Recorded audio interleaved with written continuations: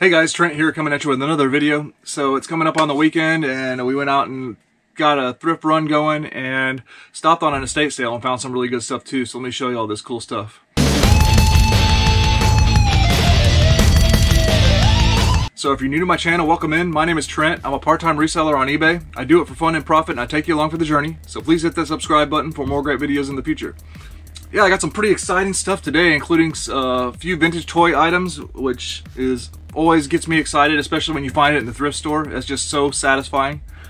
And I got some really awesome stuff from an estate sale. Some of the items were even free. So to see the complete pickup of what we got from the estate sale, my wife does a show and tell video on her channel, Joy's Beco Vlogs. Check it out in the featured channel section. I'm gonna have that video up for her too, because we got some free stuff. We did a quick little dumpster dive because these people at the estate sale, it was not professionally run. It was family ran, and for whatever reason they decided to throw a bunch of stuff away before they even had the estate sale, which is very strange. So there was a big old dumpster bin full, and they let us go through there, and we picked out some pretty neat little items out of there. A few which I'm going to try to sell. So let me go over my thrift stuff first. So I got one honorable mention Blu-ray for my collection. I got a sealed copy of E.T. Extraterrestrial, the original. So that's pretty neat. Anniversary edition. So sealed Blu-ray to add to the collection. Okay, so a week or two ago at the same thrift store, I found some of these Real Flight RC remote control plane software. I believe it was like Series 4 and 5 or expansion pack 4 and 5, and those look like they sell for good money. I haven't sold those ones yet, but I put them up for a pretty high price, the two discs that I had, disc sets, and those, I think I put them up for 50-60 bucks, and I got one watcher. I don't know if they're gonna sell for that much, or either way it looks like it's gonna sell for decent cash. Well, I went in there today and they had a bunch more of them. I found Real Flight expansion pack 6 and Real Flight RC Simulator 6 upgrade. So I think I'll sell those two together. And then we found expansion pack 7 and expansion pack 8. So I don't know, DVDs, they're charging me like $1 a piece basically, so for that price I think these are going to be some little home run items. So everything I got 20% discount off of, by the way, from the thrift store, and this thrift store, my favorite thrift store to go. And one of the managers there always gives me a hookup on the price if I think some of the prices aren't quite what I'm used to paying, and I'll cover that. So there was this little non-Nerf, little Zuru. I like these little Zuru pistol blasters. They shoot really well, and I always like to add them to my little Nerf pistol lots. She gave me that for 65 cents. Then I found a Nerf Rebel item today. This is the first time I found a slingshot. This is actually like a slingshot that shoots darts. I don't know what the name of it is, but it is Nerf Rebel, so I had to pick that up, and I believe she charged me $1.99 for it. So not bad at all. Alright, so here's the ones that had like some questionable prices. This Maverick was at $3.95 and this Disruptor was $4.95. So she went ahead and reduced them to $3.95 or $2.95 a piece, which I'm still not super excited about. $1.95 is a lot of times what they have them priced at. So anyways, she still hooked it up again, so it's all good. So I got another Maverick to add to the lots and another Disruptor as well. And then these didn't have a price. There was a Vigilon and a Barricade. I think I got these for either $1.99 or $2.99 as well, so that's fine. Okay, but I got two vintage toy items to show you that I'm pretty enthused about. So this toy bag here was $1.50, and I saw something in here. I don't know about the rest of the bag. It looks like a bunch of random toys. There might be one or two more pieces in there that are worth it, but I gotta pull out for you what I saw. So it's in pieces, but what we have here is a vintage 1991 G.I. Joe Cobra figure. I don't know which exact guy this is. Now, 1991, 92, I believe, was around the era where I was collecting G.I. Joe. Believe it or not, G.I. Joe, you see all this stuff I'm collecting, but G.I. Joe, when I was a kid, was one of the things I collected for the longest, if I remember, and had the most abundance of. I have a pretty significant G.I. Joe collection back home. So, for whatever reason, I didn't go in on collecting G.I. Joes as of right now, but I found this piece today, and it is complete. I got the waist piece and the legs, and the upper body. Of course, no weapons, accessories, or anything, but I'll have to figure out which figure this is, but 1991 Hasbro. So I was really excited to see that in a $1.50 bag. And I don't know if this is one of the figures that came with a vehicle, because he doesn't immediately. I don't think it's the Cobra Commander, because Cobra Commander doesn't exactly look like this. But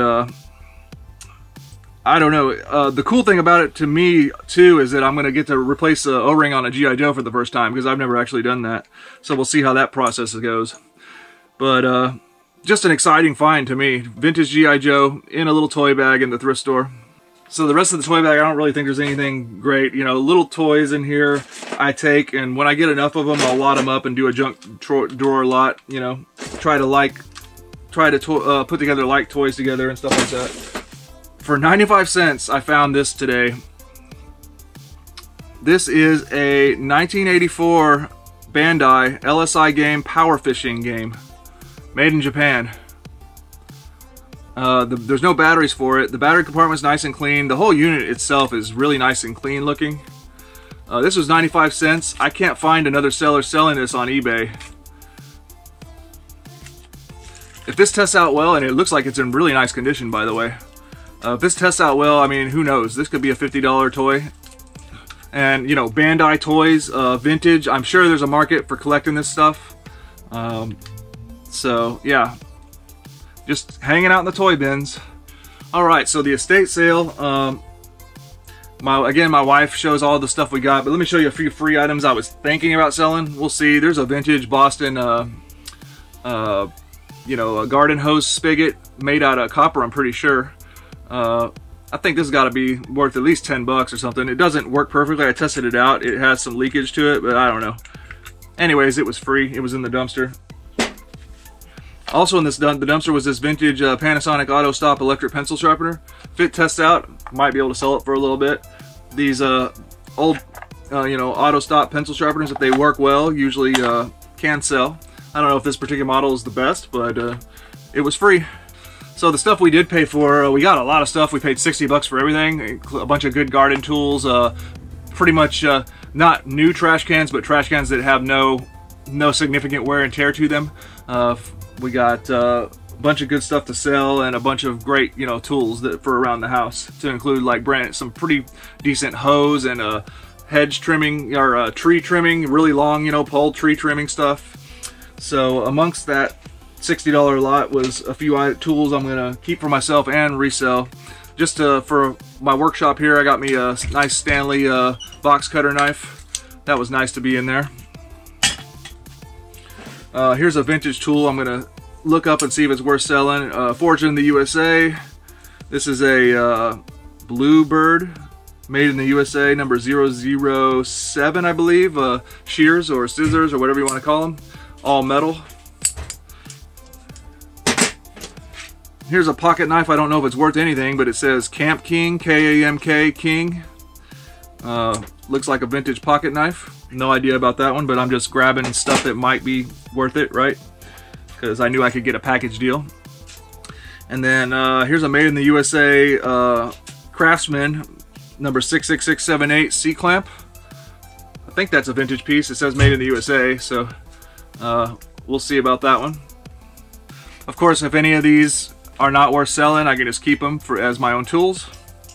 Then my wife grabbed these and said, buy this, and I was like, yeah, that's pretty cool. For 5 bucks, there's 2 hot glue guns with some glue sticks. Those will always come in handy. Okay, then the grand finale, there was a bunch of Afghans there, vintage Afghans. I asked the owner, it was their grandma that crocheted these Afghans, and she passed away in the 80s, so that means I think they believe these were from the 60s or 70s, so I'm going to say 70s. We got this Afghan, pretty good size, cool retro color patterns and everything.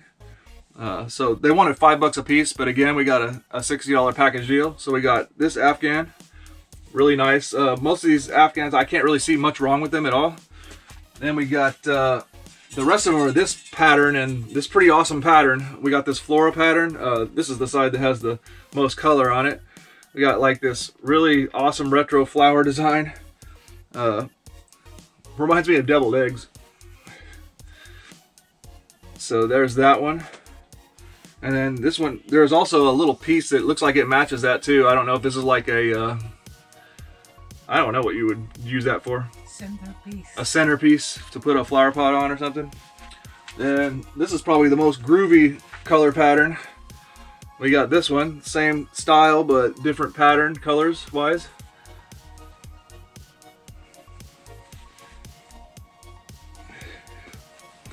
I mean, worst case scenario, these things sell for 30, 40 a piece, but I'm thinking they're going to be selling for more than that.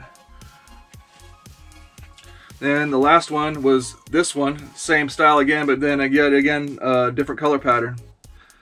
So I saw these stack and I just grabbed them up. I was like, yeah, I got to get these. Some of them have a few frayed ends or whatever, but mostly I'd say they're pretty much intact. So, you know, whenever it happens, whenever we find vintage Afghans, vintage G.I. Joe, and vintage Bandai electronic games in the thrift store and the estate sale, most important thing is you got to get you a thumbnail for your video. Well, looks like the wife tax is hitting me. So I got taxed one Afghan. So that's the way having a wife goes. No, I pay all that for $60. Oh, you're killing my profits. Oh, it hurts. How can you have you don't have that what's this, the money to pay for those? This is the cashier, this is the treasurer. Okay, so I guess this is the tax. I guess I won't quite go out of business, but pretty close. Well, thank you for watching. Don't forget my Joy's Vehicle Vlogs, and thank you for watching. Okay, a little more information on my vintage Joe. It's not a vintage Joe.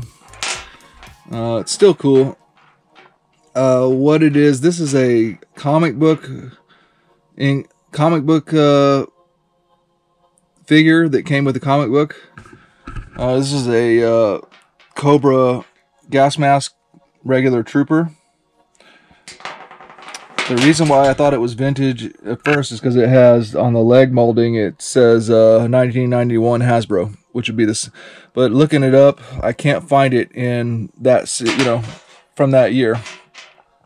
So what it is in 2006 they used the same a leg mold that they've used before from 1991 and released this figure. This figure has some value to it too, though. Another little thing I didn't realize is that the waist piece does have a little break in it. But even with all that, I think I could put this on auction and get a little bit of money for it. Not a lot, but I could definitely make a profit off of my $1.50 investment.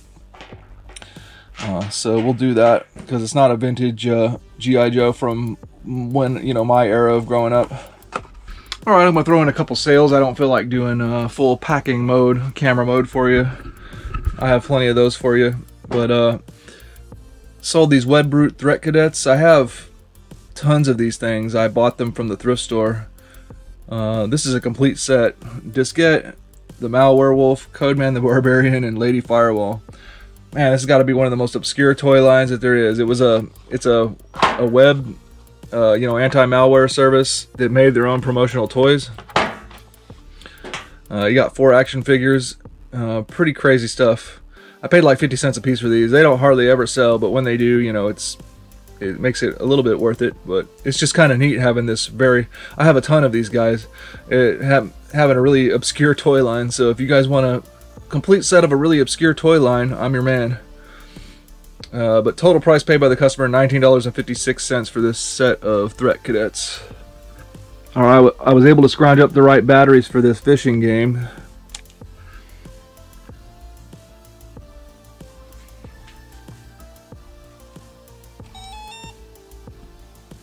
So you have to, like,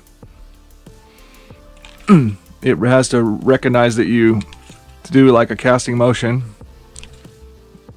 It's not perfect. I mean, this thing is from 1984. Okay, I finally did it.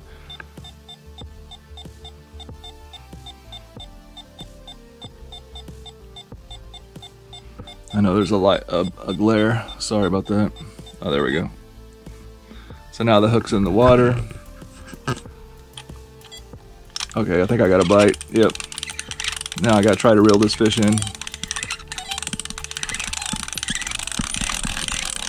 I guess I got it real fast. Oh, I lost him. I guess I got it real faster than that. But it works. I think this is gonna be a good one for $1. Power fishing, 1984, made by Bandai. Alright guys, well that's going to do it for this video. I hope you enjoyed. Please like, comment, and subscribe. Let me know about any interesting eBay tips, tricks down in the comment section. Just leave a comment to say hi. Ideas about videos are great. Leave comments about collecting toys, vintage, anything. I always enjoy it and I'll respond. Hope you enjoyed and have a good one.